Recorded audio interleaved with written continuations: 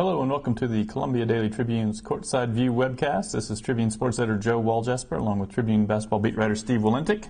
Steve, Missouri coming off an 84-59 victory over Navy, which was maybe unusual only because the last minute or so when a new player got in the game, Andrew Jones, who they've borrowed from the football team.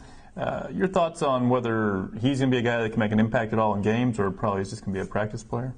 Well, I think he can make an impact as a practice player, but as far as games, I don't know. I mean, Ricardo Ratliff has already praised him. He's only practiced a handful of times, maybe 4 or 5 times total with the basketball team, and Ricardo Ratliff has already praised what he's brought to the practice floor, just as a stronger guy that Ricardo has to post up with, bang up against a little bit. That's a significant change from the other guys on Missouri's roster that Ricardo was having to play against when Haith would play him and Steve Moore on the same team. Mm-hmm.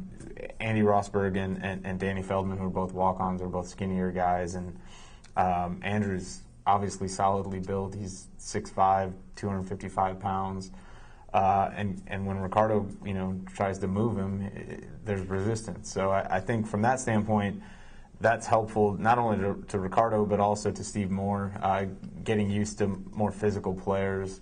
As far as what he can do, in a game, I think it's really way too early to know. He doesn't really know the plays yet, and they're using plays more often this year. So there's a learning curve from that standpoint. And then he really hasn't played basketball in 4 years. I mean, he's played at the rec center and things like that, but the first time he got in a game with referees since a senior in high school was Sunday. So it's just going to take an adjustment. He's still practicing with the football team now. He's going to go to Shreveport. There's a different level of conditioning that he's going to have to get in or start doing to get ready to play more. I do think as the season goes on and they get into the Big 12 season, there's going to be probably a game or two where they're going to get in foul trouble up front, and he might get an opportunity in one of those situations to come off the bench and play a little bit, but I certainly wouldn't expect him to have a big role going forward other than as a practice player, where I do think that can be significant. Mm-hmm. Well, he's obviously, Justin Gage did this, almost 10 years ago. Justin Gage is a little more of an explosive athlete than Andrew Jones is, so that's a little bit of a different story. I guess the question would be is if he's the 8th man, basically, or I guess would be 9th man behind Kadeem Green, is he significantly better than those walk-on guys? And if not, then there wouldn't be much of a role in a game for him, I wouldn't think. Well, I think really it's only one walk-on, too, because Danny Feldman is a transfer walk-on, mm-hmm. So he has to sit out this year. But Andy Rosberg certainly can play. I think that probably I think it's reasonable to assume that Andrew Jones is a higher level of basketball player right now than Rosberg is. He's certainly a more elite athlete. I think he was an all-state player in high school. He was all-Metro in Kansas City his senior year. He played with Marcus Denman and Steve Moore in AAU ball, mm-hmm. and so that was one of the reasons they brought him in. I just think there's a lot of rust on him. It's been a while since he's played competitive basketball, and that shows right now. And as the season goes on, he gets in practice. Maybe some of that will wear off, but right now it's hard to say that's going to happen. To this point, I guess one of the reasons you even bring him on board is that you're really short on big guys. To this point, that has not hurt Missouri much. They haven't been getting killed rebounding-wise. Why do you think they've been able to this point at least, to have compensated for that size problem? Well, one thing is I don't think, for starters, they've played a team that really has elite size. Mm-hmm. I mean, Cal had a lot of size, but their 6'10" power forward really wasn't much of a player. I think Villanova had the best post player that they've played to this point in Mukhtar Yaru. And I think they actually did start a bigger lineup that game with Javon Pinkston, who's a 6'7" kid, talented kid, playing the other forward spot. But they did also play a lot of 4-guard looks. And I think we shouldn't underestimate how significant it is that Ricardo Ratliff is playing at the level he's at and giving Missouri mm-hmm. a post presence. I also think that the guard's quickness has really negated some of the size disadvantages that Missouri faces, because really the other team's big men aren't really comfortable with having a lot of quick guys swarming around them, and I think they've been able to force some turnovers.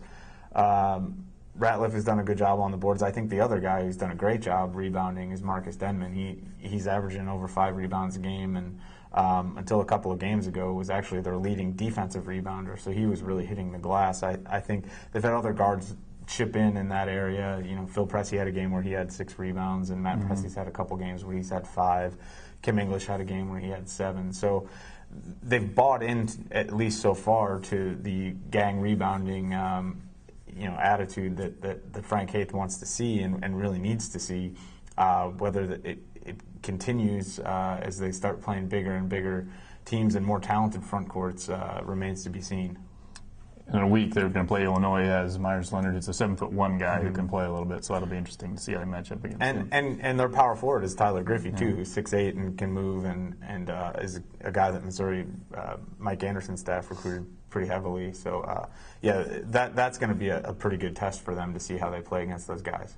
Over the weekend, they had a kid named Jabari Brown looking at Missouri on a recruiting visit, who played a little bit at Oregon this year before deciding he wanted to leave. He was, I guess, a 5-star recruit coming out of high school. Just your thoughts on the recruiting strategy. They've gotten 2 transfers already, in Keon Bell and Ernest Ross. Your thoughts on, is there ever too many transfers on a team, guys who were unhappy with where they were before? Is there any red flags there, or do you think it's, Missouri is in a position where they just need to take whatever talent they can get?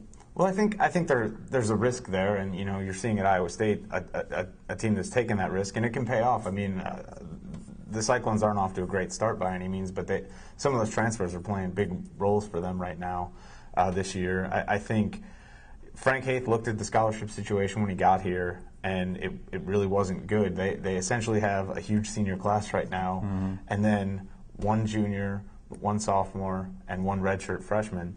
That's not the way to sustain a program. So he said from day one he needs to balance out the classes a little bit. He was able to add another guy who will be a senior next year with Mike Dixon and Keon Bell. He was able to add another guy who will be a junior next year with Phil Pressey and Ernest Ross from Auburn. And he's also bringing in Tony Criswell, a junior college player, who will be a junior next year, to balance out that class a little bit. If he could bring in a guy like Jabari Brown, who obviously has some talent, was a very highly regarded recruit, and had a ton of interest from a lot of schools, that would give him another guy. If he can enroll by January, he could play the second semester of next year as a sophomore, and that would be 2 sophomores in that class. I think that has its advantages. Now, obviously, you look at a kid who went to 3 high schools, who leaves Oregon after only 2 games. There's a little bit of concern there, but if the coaches do their homework and talk to the right people and feel comfortable and confident in his attitude and what he's going to bring, then I think you take the risk, because there's also a benefit to being able to say you brought in a guy who was at some point a 5-star recruit. All right, well, join us again next week when we will look a little more closely at the upcoming game against Illinois.